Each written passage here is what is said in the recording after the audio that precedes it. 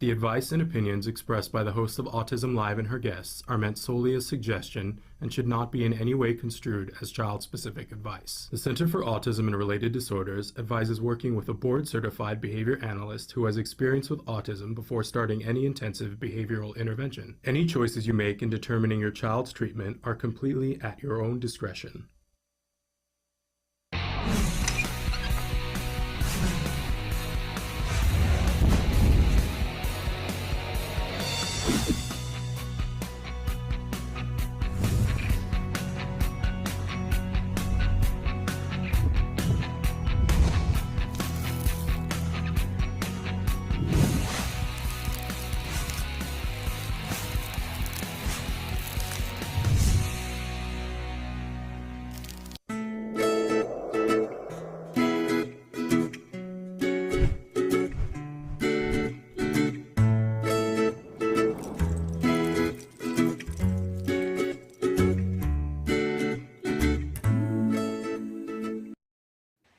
Good morning. Good morning, and welcome to Let's Talk Autism with Shannon and Nancy. I'm Shannon. I'm Nancy. And Nancy, you look beautiful today. Thank you, my dear. So do you. I like your blue. And you've got a dark blue on. It's like we had Vulcan. Purple. Is it purple? Yes. Okay, it looks blue on my screen, but it's beautiful. It's a gorgeous color. Thank you. And it's playing well with the. It's playing well with the yellow flowers behind you. Okay, good. You look good in blue, I might add. Well, thank you. Green is really my favorite color, but this sort of teal blue is a very close second. Yeah. It really encroaching on the green thing. I must say that for so many years we did our show on a green screen, and so I couldn't buy anything that was green colored. And even in my private life, I tended to stop buying green clothing and instead buy this color blue. And so now I gravitate towards it automatically. It's like a Pavlovian dog. So I'm primed to like blue now. But hey, we've got this great show for everybody. We want you to know we've got an amazing guest. I can't believe it's the first time that we've had her on the show. Yeah. Karen Simmons is going to join us in just a little while, and you're going to love her. But we want you to know that the whole show is meant to be interactive. We want to hear from you. We want to know your thoughts, your feelings, your questions, your concern. Nancy, I don't want to speak for you, but I think I know the answer to this. My favorite part of the show is when people write in. Is that true for you as well? I love it when people write in. It makes us feel like we're definitely getting our word out there, and the interaction is great. We thrive on feedback. Yeah, and it's so immediate. It's gratifying. Mm-hmm. So it's immedifying is what I wanted to say. So write us. Right. And there's lots of ways to do that. Right now, we are live on many different platforms. The big four are YouTube, Facebook Live, Twitter, and Periscope. You can be writing on any of those platforms, like Amanda hello on Facebook, and she sent us some blue hearts. So we love having you here, Amanda. We love your blue hearts and your input always. So we're live on those big four, but we're live on many, many, many more sites. Wherever you're finding us, write to us. We love to hear your thoughts, your questions, concerns. Now, the show does podcast and is available later on all the platforms that you get your podcasts. We are there available as a free download. If you find that is not true, you go to a place where you get your podcasts and you don't see us, please alert us of that immediately. We are anxious to be all the places that you are. And again, it's a free download. We will tell you that if you're watching recorded, listening or watching recorded, that don't feel like you're left out of the conversation. On our homepage, autism-live.com, there's a chat at the bottom. Please feel free to leave your questions and concerns 24 hours a day, 7 days a week. It's not a live interaction chat, but what we do is we check that and then try to get to as many of those questions as we possibly can. Right. So please find us where you like us and like us where you find us. So we appreciate that. Now, as I said, we do have a great guest, Karen Simmons, coming up in just a little while. She's backstage getting ready. But first, at the start of the show, Nancy and I like to cover some news stories in the news this week in autism. We've got some really interesting stories this week. I thought so too. Yes, and the first one, it is about students with autism getting some extra help from smartwatches. Isn't that fun? Yeah. What I particularly love about this is that they didn't go out and say, let's create something that doesn't exist. They took something that already existed and said, how can we use this to help students in the classroom? And yeah, what's particularly great about this, Shannon, is that it's less stigmatizing than, say, having an aide over a student's shoulder. They can give prompts and tips through the smartwatch, which I think is brilliant. yeah, because I was just going to say, both of us are parents of young men on the spectrum, and who, at different times needed different support and help as teenagers in the classroom. And when kids are little, you can have the aide in the classroom and they can be prompting your student, and it kind of is a wash, like they're sort of prompting everybody.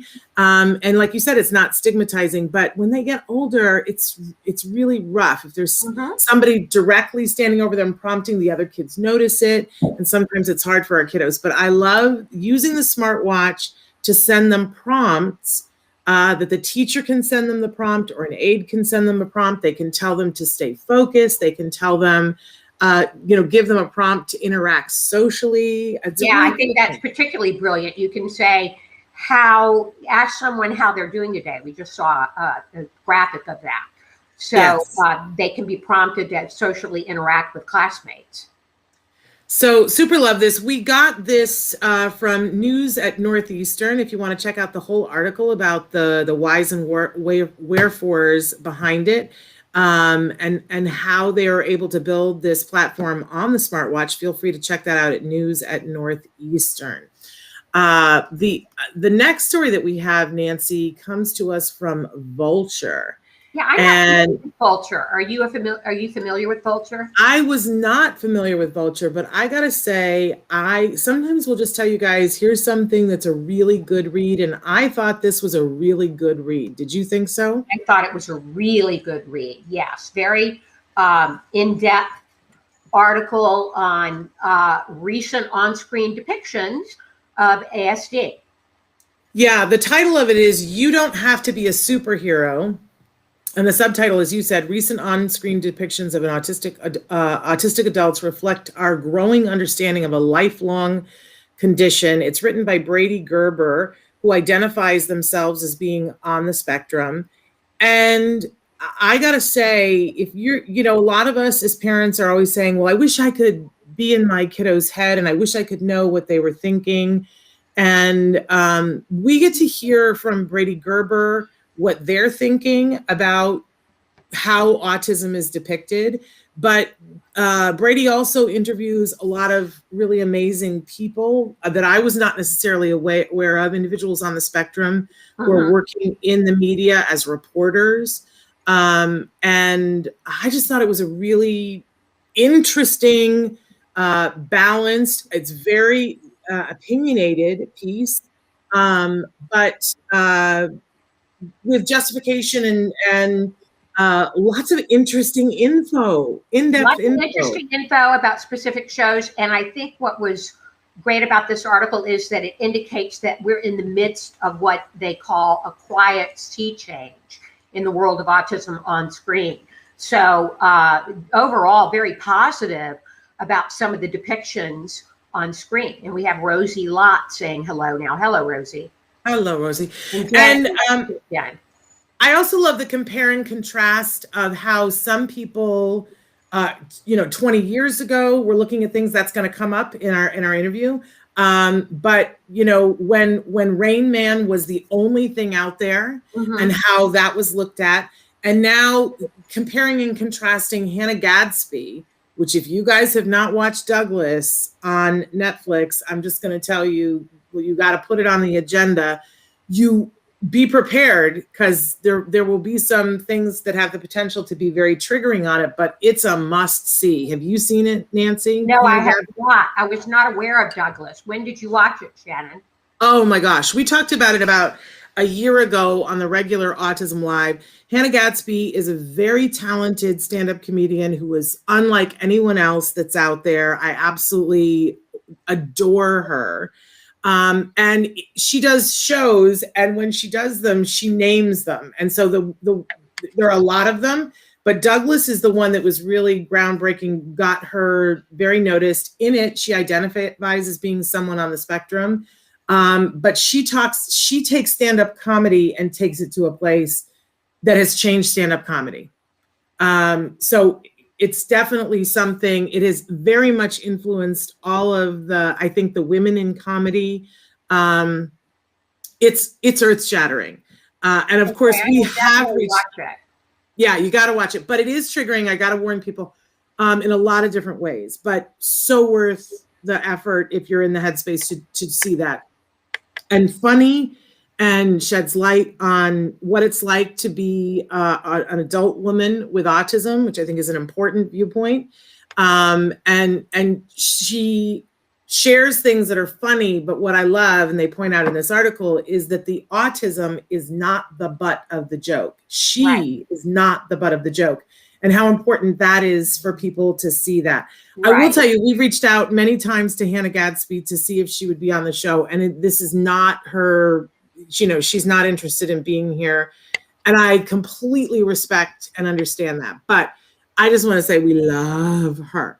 And I love that this author compared and contrast how Hannah Gadsby is portraying autism in the media versus how Sia portrayed autism in the media, and the differences between, and that Sia's is much more of a portrayal that feels like it's from perhaps a decade ago, and that the media has moved on. So, but so much more in this article. It's so much more. It emphasizes that now adults, as you said, Hannah Gadsby plays herself an adult with autism, an adult woman, and there are many more portrayals now of adults with autism. And in the article is also Jason Katims. We'll all remember him from the series Parenthood. And a lot of series and specials used to deal with children, specifically younger children. And now we see that an evolution of that. And Jason Katims has an exciting new project called On the Spectrum that is still in development. I think it's an Israeli show that he's developing for US.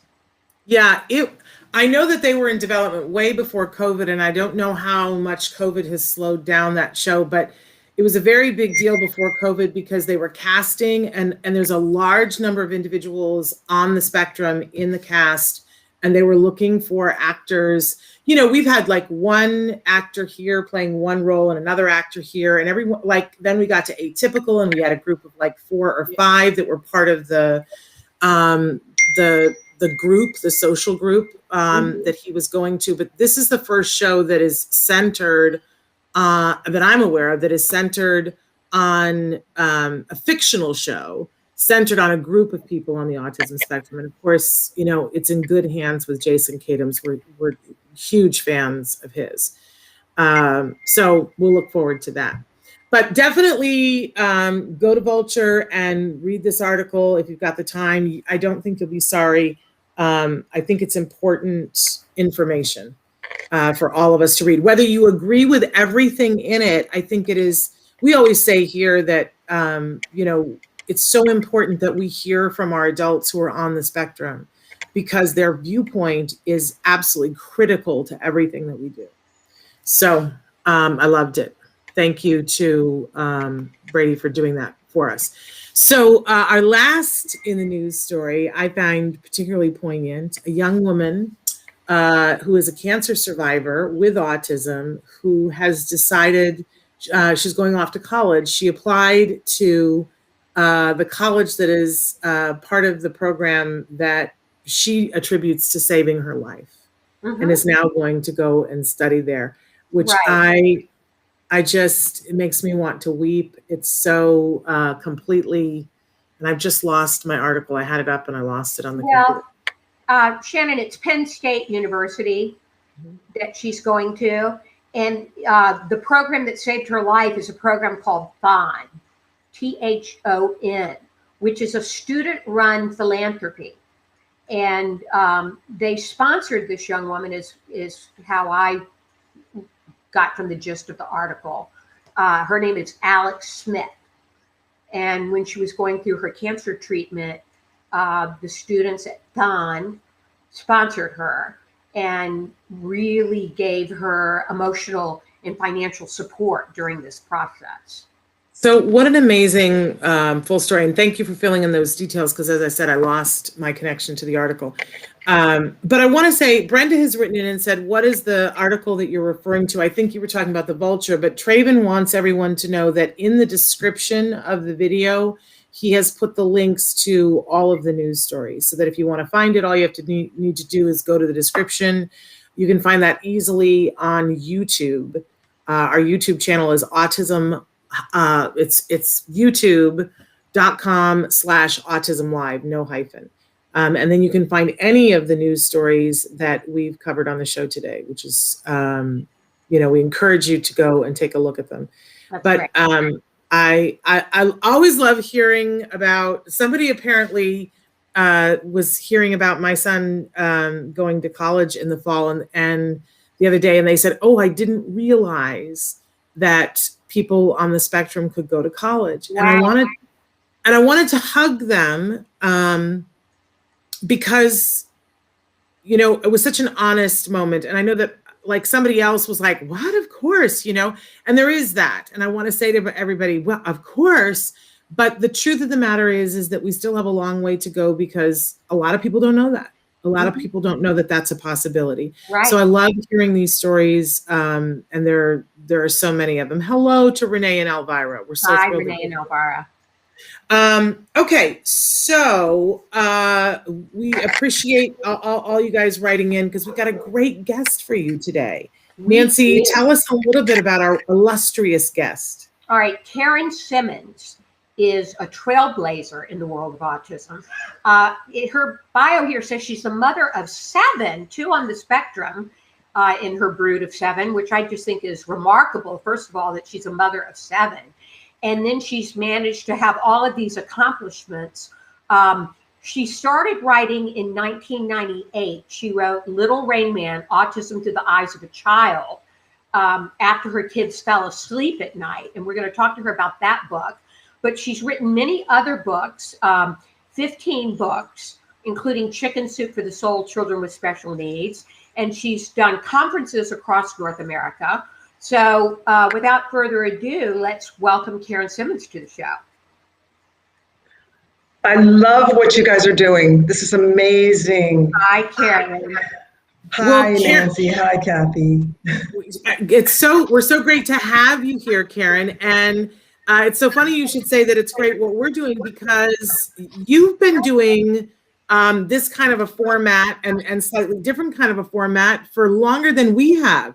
I mean, I always say we've been doing this for almost 10 years now. We're in our 10th year, but you've been doing a wonderful show. You have a website that's called Autism Today, and then there's an Autism Today show. Tell our viewers about that.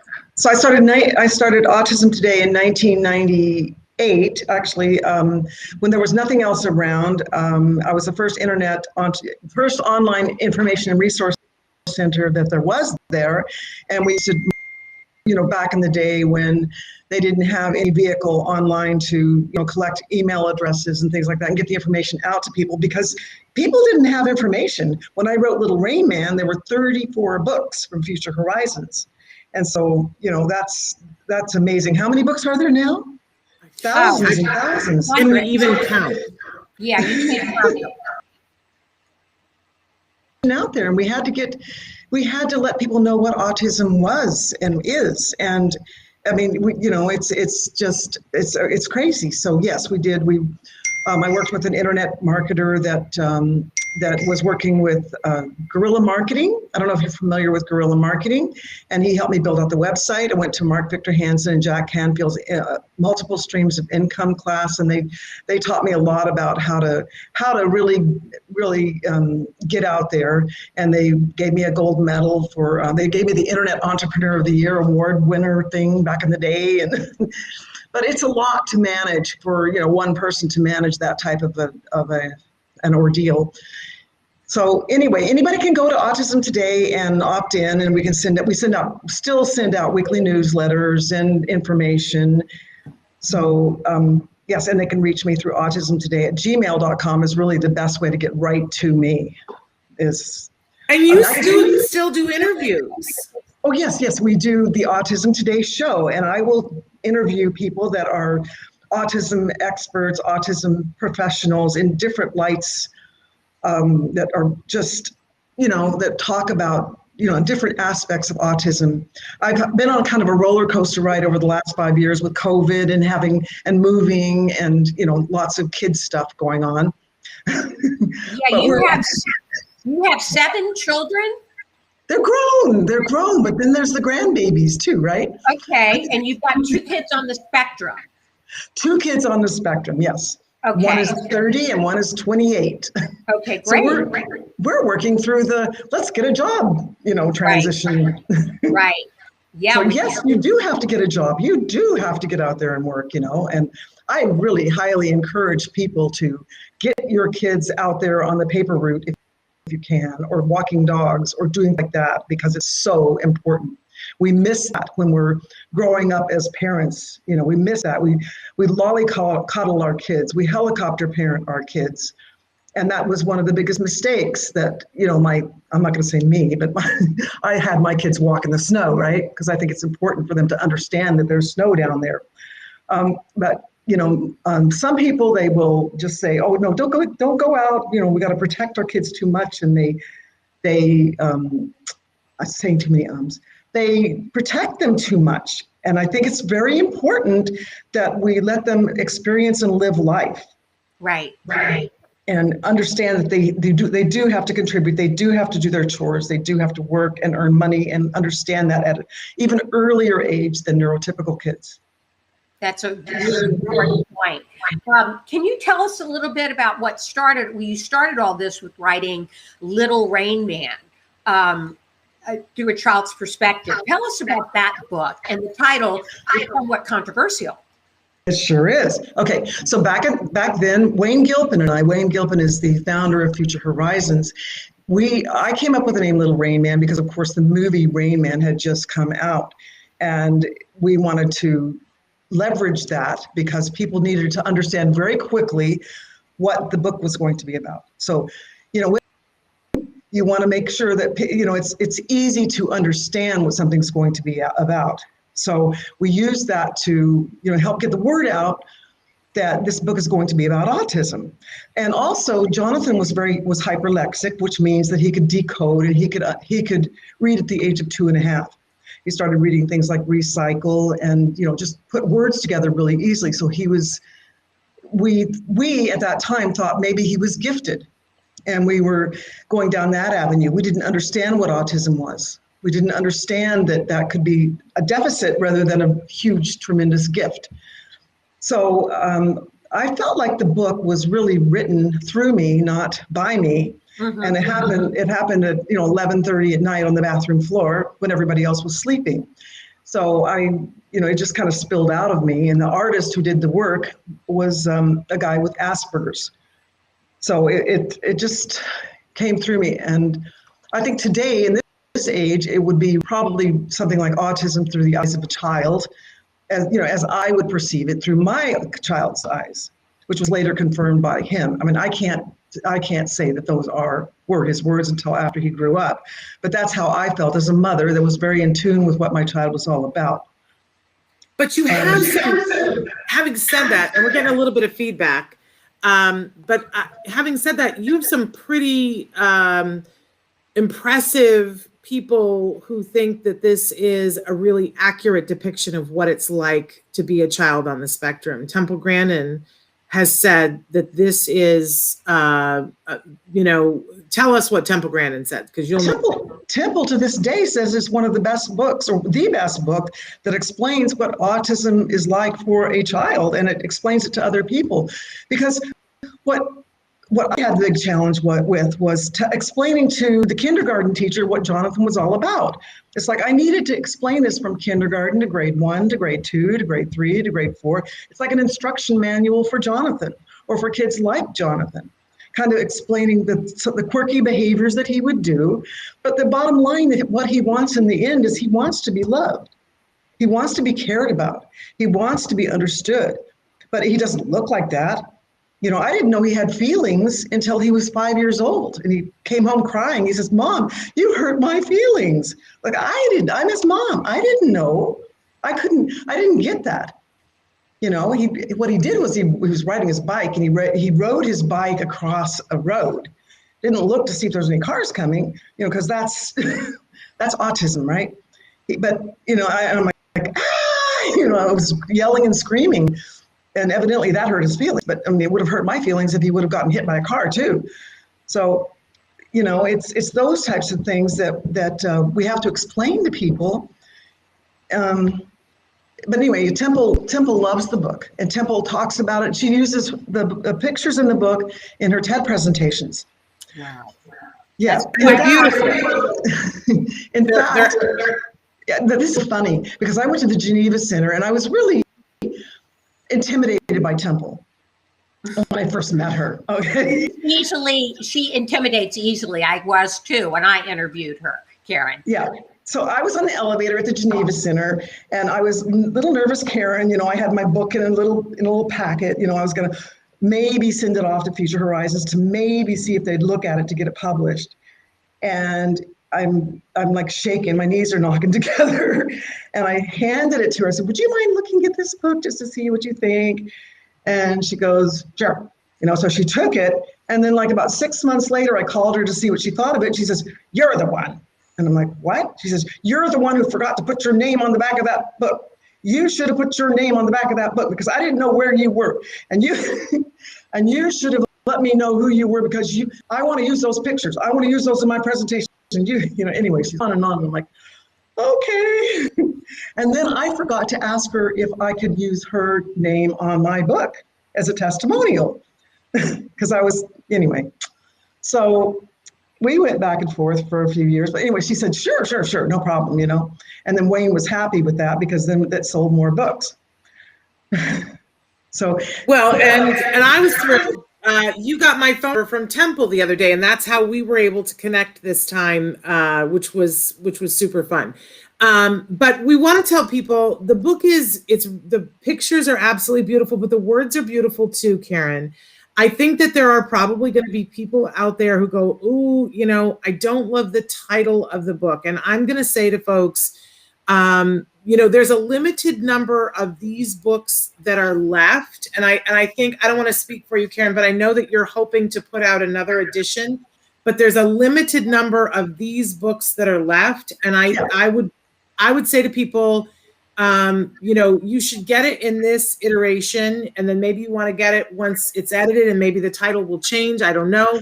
But yeah, it's not about the title. It's not about the title. It's about the content. Plus the fact that one thing that I have never released is a copy of the audio on the book that I had my daughter, who was 8 years old at the time, record professionally. I've never released it before. And anybody who buys this book, I will send the audio version, which is really, really good because it sounds like it's a little boy reading it. Mm. It's adorable. The audio is absolutely adorable. It's so worth it, you guys. So where can they get the book, Karen? If they go to littlerainman.com, they can buy it. And then if they send me an email, well, I guess it'll come through the shopping cart. If they buy it, and I will send them the audio version because it's really adorable.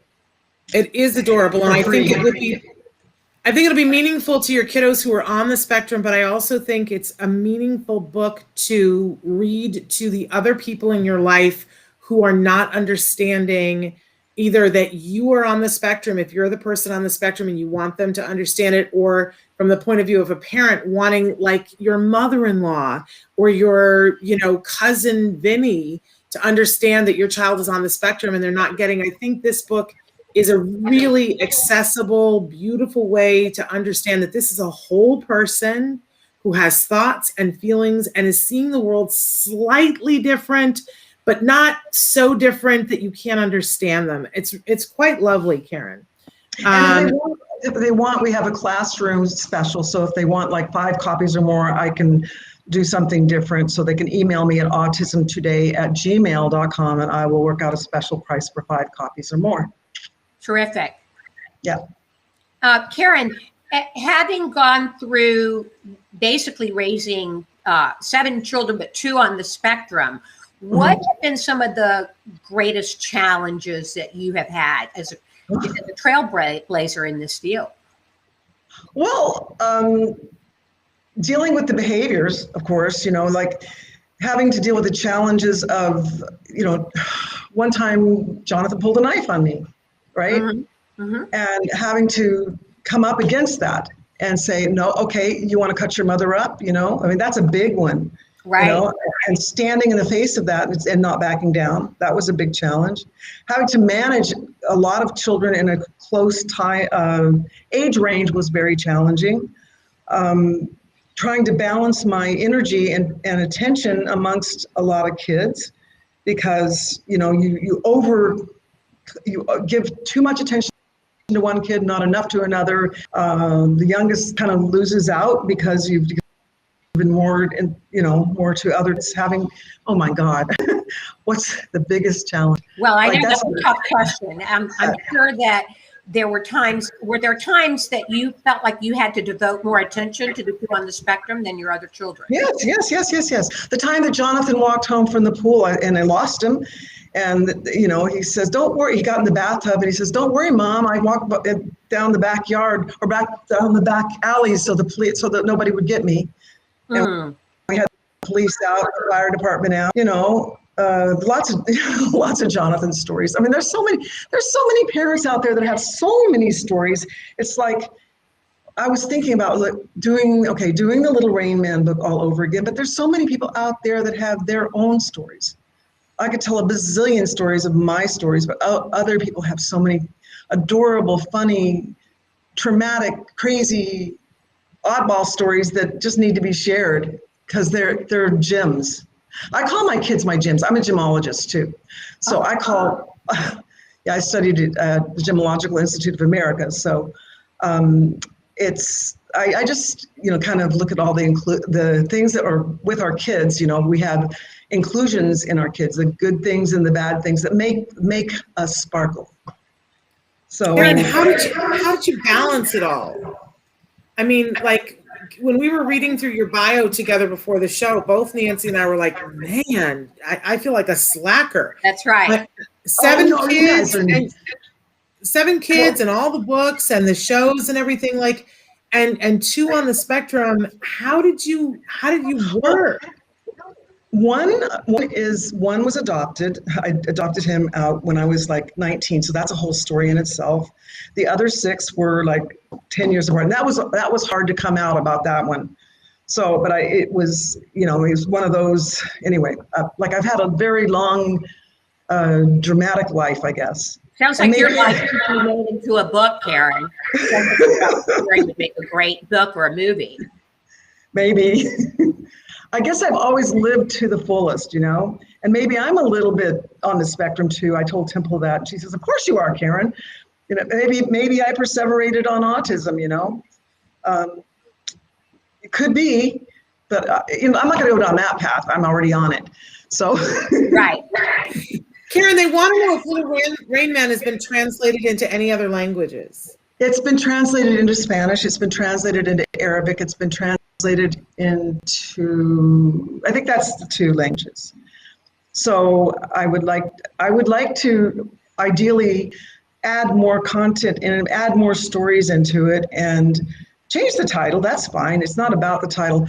In fact, there's so many people that have so many issues around titles. When we were doing a little bit off topic, Chicken Soup for the Soul, we put an ask out there, what should we call Chicken Soup for the Soul? Because, like that was more like around all types of disabilities. We had more people comment on what we should call it. Should we call it special needs, disabilities, different abilities? So many that Chicken Soup just about shut it down because there was too many comments. Because people really get nervous and get upset about all the different labels and titles and, everything. So it's not about the title. It's about what's in the book. It's about making it relatable, making it connect with people, making it understandable. You know, having people share their stories, share, and, you know, understandable to people. Helping teachers understand, helping the other people, the grandmothers, the grandfathers, the sisters, the brothers. You know, it's that's important. So I would. And I have to say, it's very loving the way it's depicted in the book too. I think if people read it, that they will find that they will go, oh, this is really amazing. We'll understand why Temple thinks that it's so great.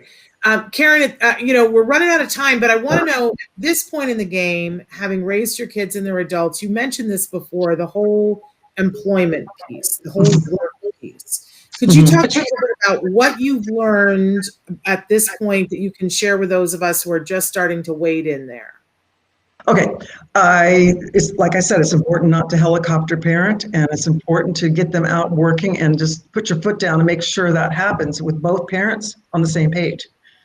That's important if you can get both parents on the same page. If you can't, it's just important to make sure that you get some type of something out there for them to work towards, whether it's, you know, making crafts at home and selling them. In fact, we're introducing a program based on two books that we did before, which is called Autism.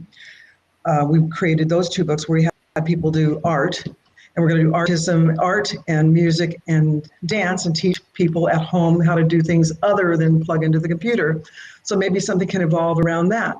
Like, I love creative energy. My sister's going to be teaching them how to do art. We're going to have somebody do music and then dance, and, you know, those types of things. And there's always money-making opportunities. Teach them how to be an entrepreneur. Teach them how to go ask the neighbor if they can walk the dog. You know, do something besides just play video games. And this is really important to do early on. You're stressed. Yes, early, age 6, age 8, something. You know, don't wait. By all means, don't wait. There's no reason not to start as soon as they can comprehend the idea. The sooner the better. You know, nothing wrong with making money. I think a lot of our generation thought, oh, no, we can't make money. That looks bad. You know, maybe it was, you know, religious, or it could be anything that got in our way of, you know, saying that it was a bad thing to earn a living or make money. You know, it was a bad concept. But there's nothing wrong with making money, earning a living, making yourself productive. I know we had to rake the leaves in the backyard. So there's nothing wrong with that. Nothing wrong with that at all.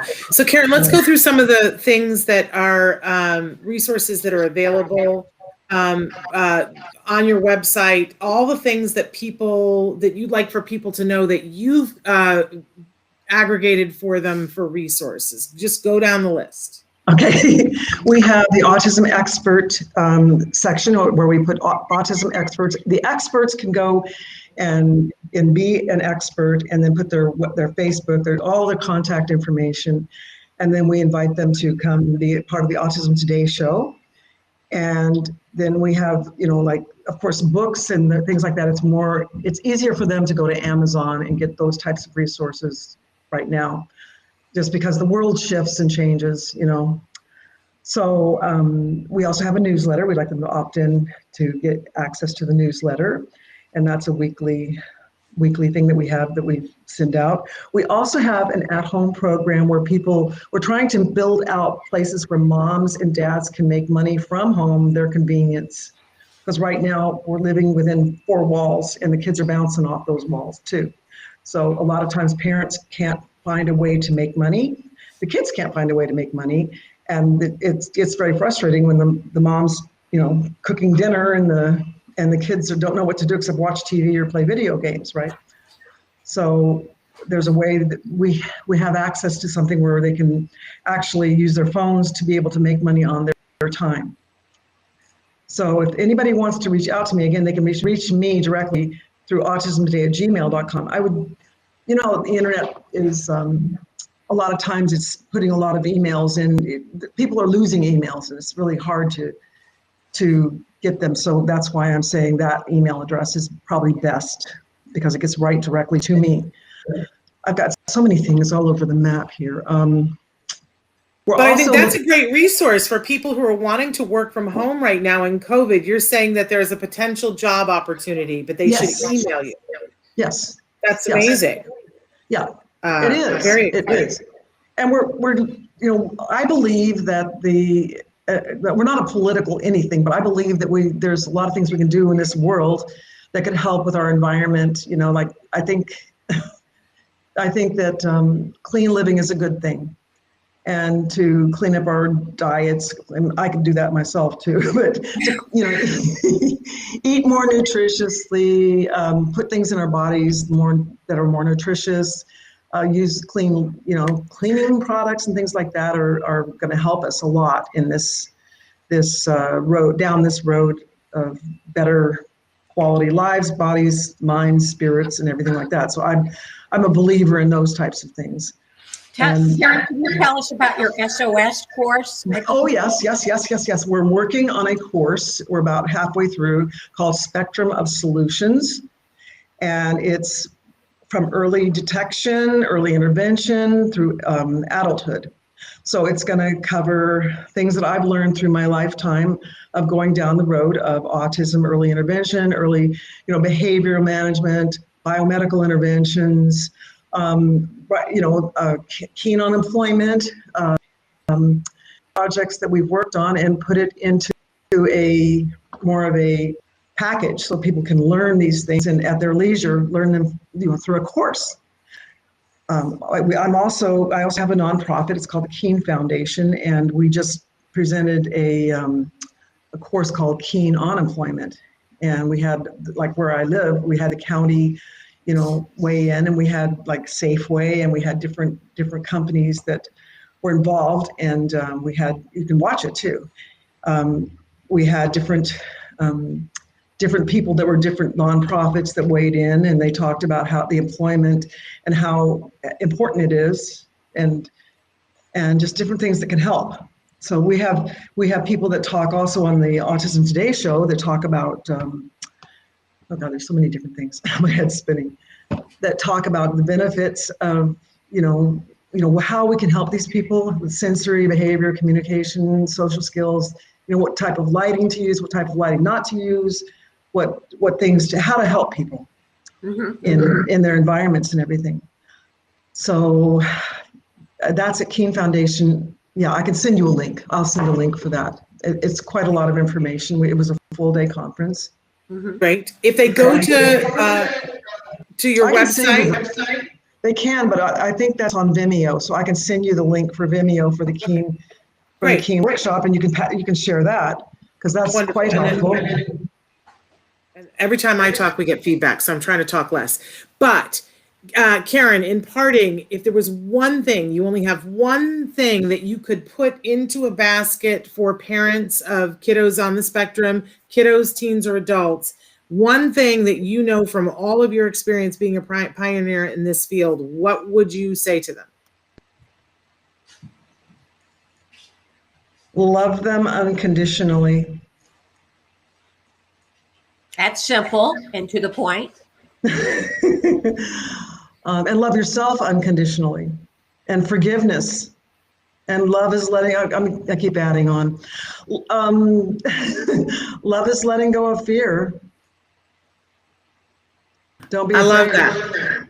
Is it something we can do today? Karen, you're amazing, and what a pioneer! Thank you for putting snowshoe footprints in the snow so that we could all follow your footsteps. Want to really encourage people. People are saying they want to get the book to share it with their family members. So once again, where can they go to get the book? And Traven will put it up on the screen. LittleRainman.com. And then, of course, and for the website, autismtoday.com. There we go.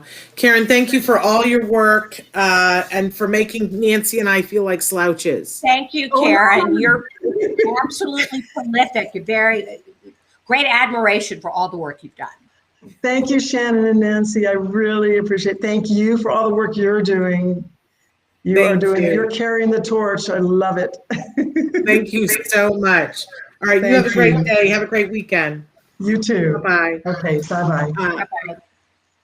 So Nancy, kind of amazing. I can't believe we've never had her on the show before. I know. This is the first time I had heard of Karen and her work, and she really has been at this for quite a while and is a wealth of knowledge and inspiration for all of our families out there. Well, I got to say, I certainly had heard of Karen because back in the day when I was starting the radio show, Everyday Autism Miracle, I was looking to see, what else is there out there. Mm-hmm. And it was shortly after I started the radio show that I saw that she was doing a show, and I was like, oh, that's amazing. And when Dr. Grampiche came to me and said, I would like for you to take your radio show and change the format a little bit, and we're going to build a studio, and we want you to create something. I was like, oh yeah, Karen Simmons is already doing that. Mm-hmm. and she was like, no, I want you to do your thing. But so it came out my mouth. There was no need for me to do something because Karen Simmons is already doing it. And she was doing it very well. And it was always a little intimidating to me that I didn't, and people still to this day, I think 2 weeks ago, we were doing something and somebody said, oh, is your show the Autism Today show? And and that's happened over the years. And I've said, no, wonderful show, but we're not them. Right. And then when that's interesting, Shannon, that the origins of this show were from your radio show. I had forgotten that. Yeah, because I had been doing the radio show for like 2 years. Right. And then Dr. Grampiche said, hey, why aren't you doing that in a TV format? And I said, have you seen my face? I have a face. I have a face for radio. And not true. Well, it kind of is. I mean, look, if you were going to cast someone to host a show about this, you would not have cast me, right? But I happened to be there and was already doing a show, and then of course the history of how that all went down. That in the beginning, the show we were doing was called Skills Live here. Was called what, Shannon? I'm sorry. It was called Skills Live because Skills Live. Because we were going to be on the show and we were going to, because I loved skills and I kept talking about it on my radio show. And she was like, you should do a show and help people. First, it was going to be to just help people to know how to use skills. But then we started talking about so many other things. And then we started having Dr. Grampiche come in and do Ask Dr. Doreen. And then something horrible happened. And a kiddo went missing. Mm-hmm. And it was here in Los Angeles, and it was devastating to all of us. And I had been a fan of yours for a long time. I think I had even interviewed you once at that point, and we both had broken down in tears while I was interviewing you. Right. And so you were on a local news channel talking about elopement and kids going missing. And you were giving them some ideas of what to do to find him. And I think, correct me if I'm wrong, Nancy, weren't you live on the news when they actually found him? Or was it right around the time? It was right around that time, I believe, that they actually found Romario. And well, I think this was the kiddo. I don't think it was. No, this was the kiddo in the mountains. I'm trying to remember his name. And they ended up finding him because they were playing. He loved, I think, correct me if I'm wrong, it was like an Ozzy Osbourne song. Yes, he liked Ozzy Osbourne music, and the helicopter that was searching for him had Ozzy Osbourne music blaring from the helicopter. Which is, and again, correct me if I'm wrong, Nancy, but I think that idea came from you. That you were like, I can't claim credit for that idea of having the music played. But that was indeed how they found him. And they did find him when I was live on the air, I think with NBC. They said, and I want to say his name was Joshua, but I could be wrong.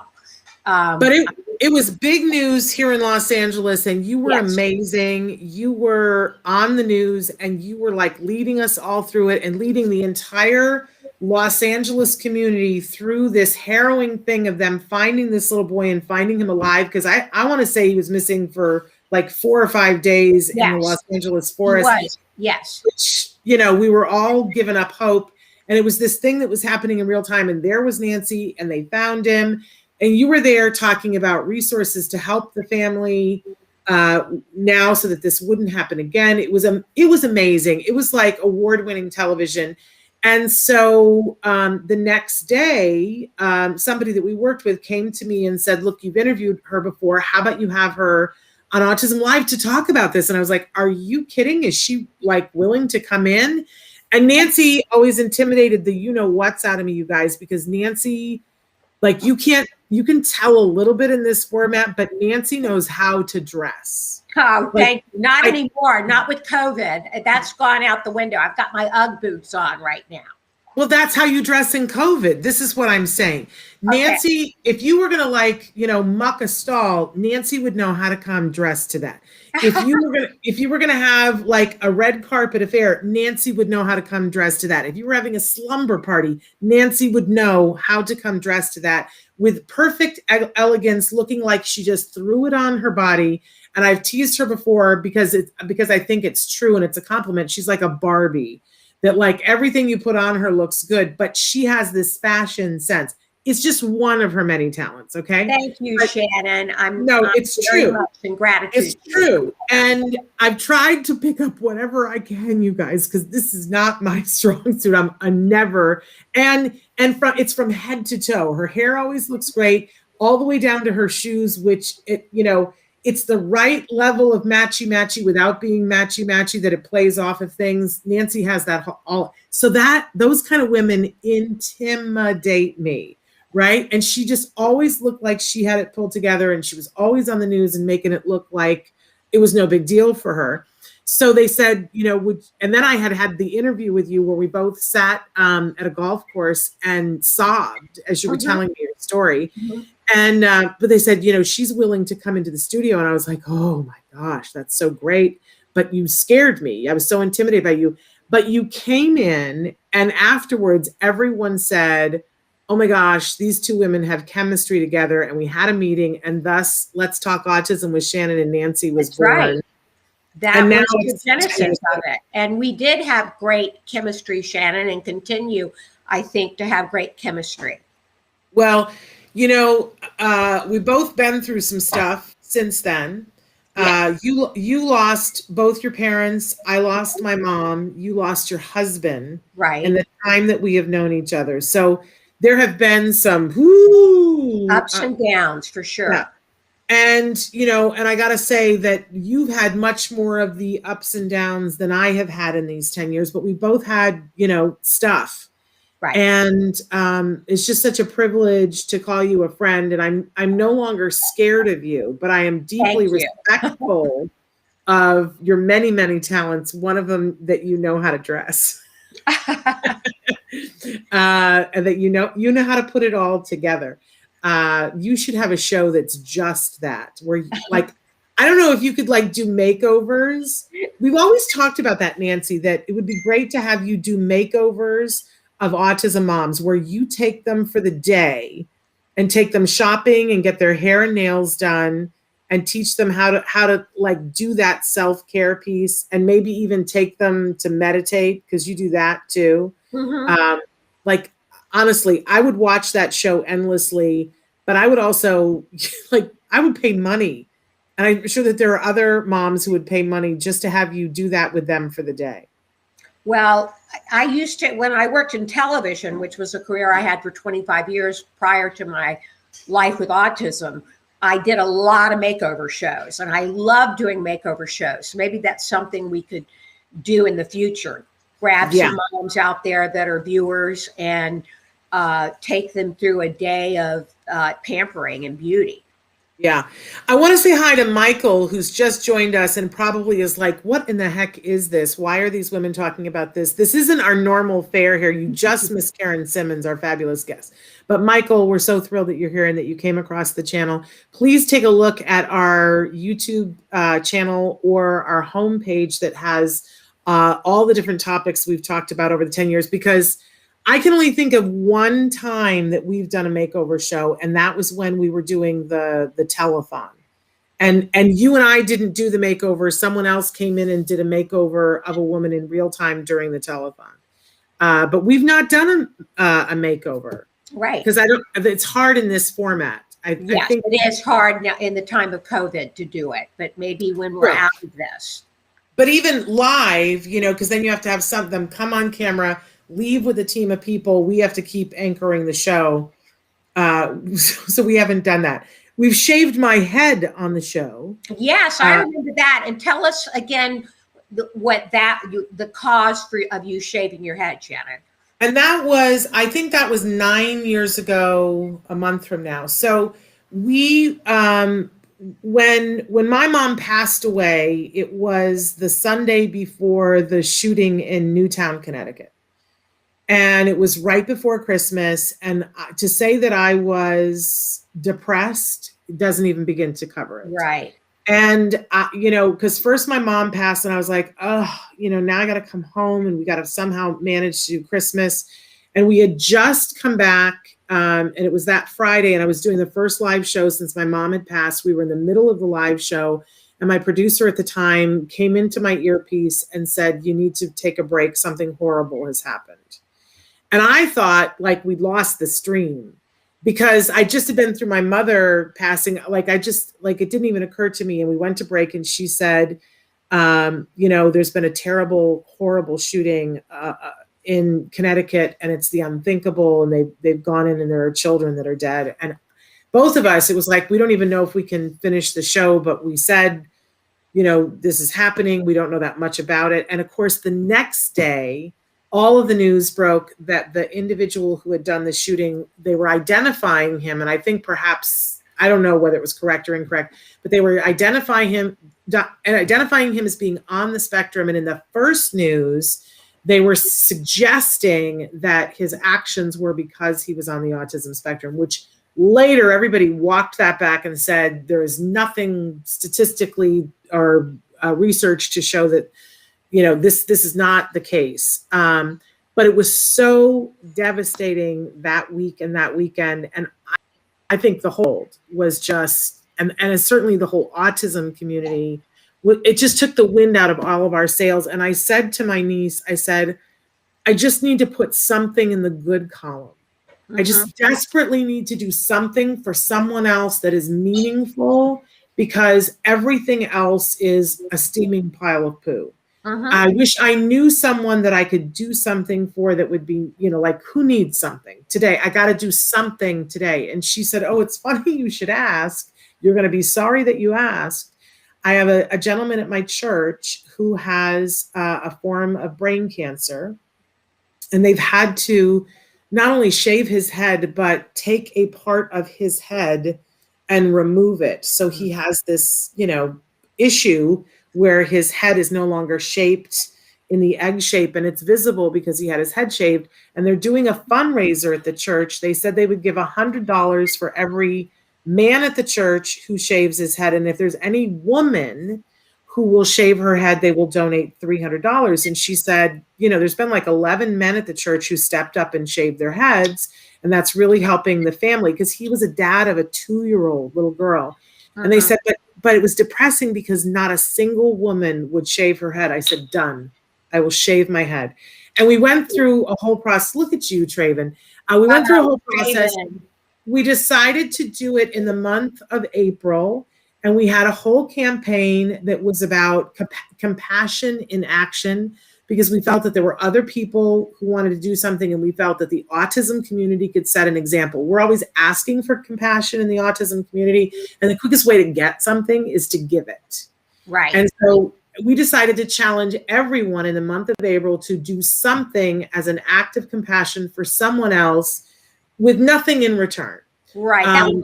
That was a great campaign, Shannon. And I think it was I just too. have to say how brave you were to shave your head, do it on camera, be such an example for others out there. Here's the truth. Like me shaving my head, you guys see I do it all the time now. That's a nothing for me. But here's the thing.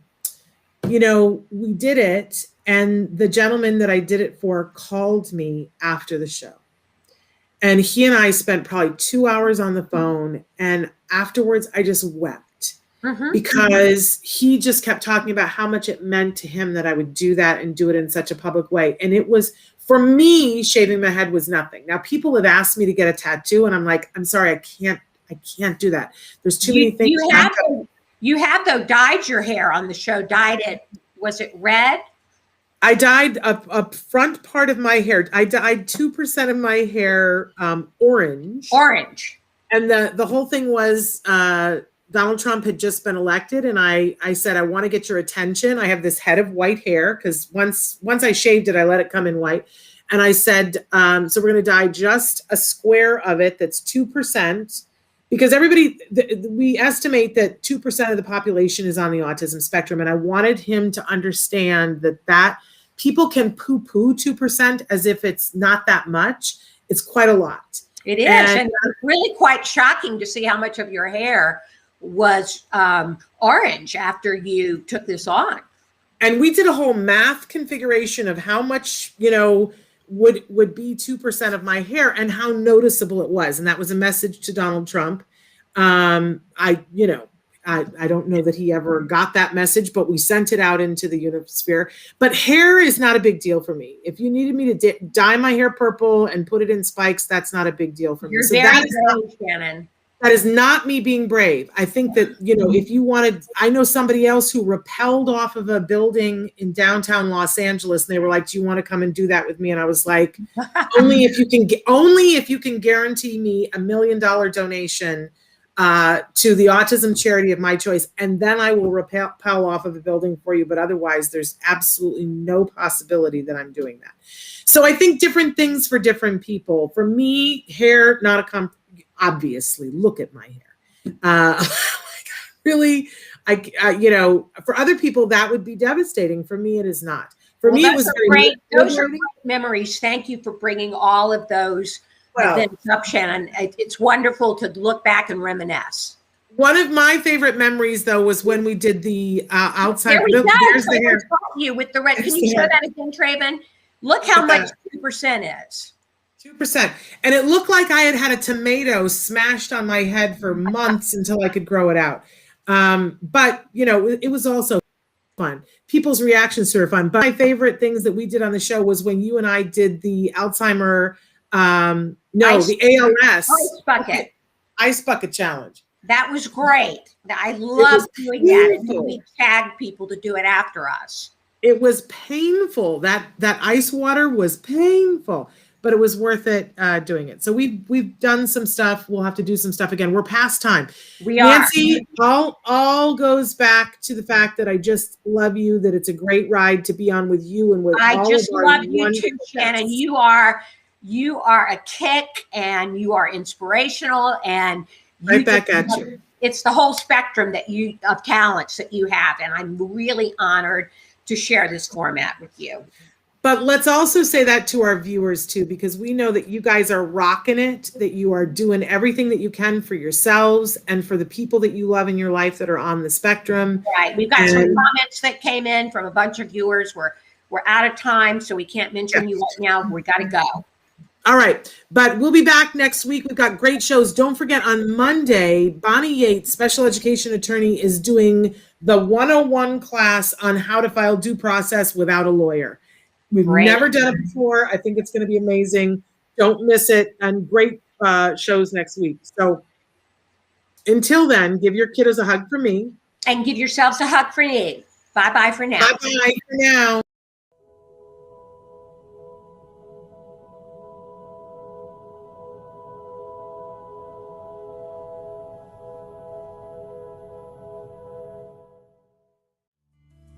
Thanks for watching Autism Live. If you found anything helpful in this video, please give us a like. In fact, make sure that you smash that subscribe button on YouTube and give us a like on Facebook.